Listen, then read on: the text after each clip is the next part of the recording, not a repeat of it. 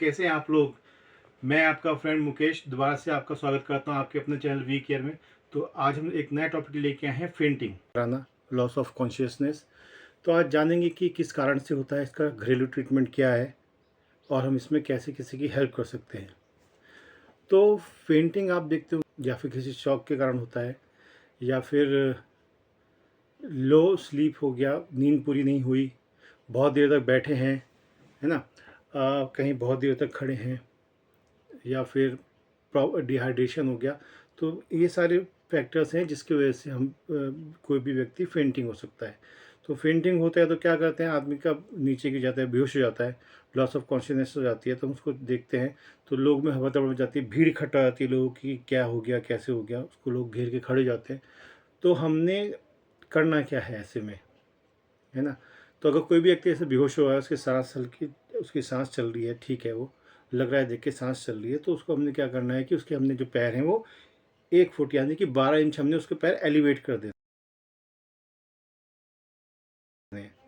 उससे क्या होगा कि जो हमारा ब्लड सर्कुलेशन है वो तेज़ी से हमारे ब्रेन की तरफ जाएगा, और जैसे में ब्रेन को ब्लड मिलेगा और ऑक्सीजन मिलेगा तो वो व्यक्ति कॉन्शियस हो जाएगा।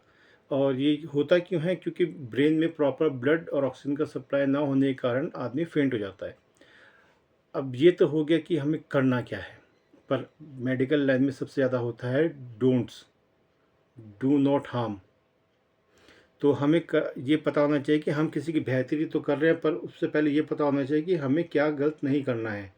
तो उसके लिए हम लोगों को कुछ निम्न बातें हैं जिनका ध्यान देना पड़ेगा। जैसे कि कोई भी व्यक्ति बेहोश होता है तो उसको कोई भी चीज़ मुंह के द्वारा नहीं देनी है खाने के लिए, या फिर जैसे हम लोग क्या करते हैं कि हम लोग पानी का छिड़काव करते हैं, तो पानी का छिड़काव भी नहीं करना चाहिए।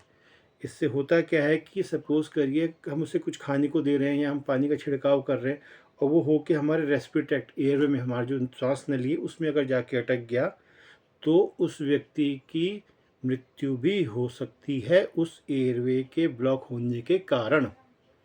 तो इसलिए हमें डोंट्स का हमेशा ध्यान रखना चाहिए कि हमें क्या नहीं करना चाहिए।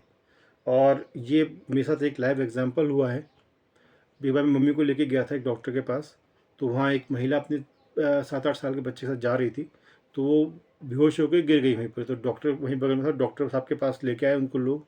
डॉक्टर साहब ने कहा कि ये बहुत गंभीर स्थिति में है और इन्हें आप लेके हायर सेंटर जाइए, क्योंकि जब एक्चुअली क्या है, वो ऐसा लगा था कि हिट एंड रन केस है। तो लड़के बगल से निकले तो महिला गिर गई, तो लोगों को लगा कि इसने हिट कर दिया। तो डॉक्टर ने भी सोचा कि शायद पुलिस केस है, तो इसलिए आगे रेफर कर देते। तो मैंने पूछा लड़कों से, तो उन्होंने कहा कि ऐसी ऐसी बात है। फिर मैंने उसके बच्चे से पूछा कि क्या हुआ, तो उन्होंने कहा कि हमने 2-3 दिन से कुछ भी नहीं खाया है और हम काम की तलाश में सुबह सुबह निकले थे। तो मैंने चेक करा, पल्स चल रही थी उनकी। तो फिर मेरे को समझ में आ गया कि वीकनेस, कमजोरी के कारण ऐसा हुआ है।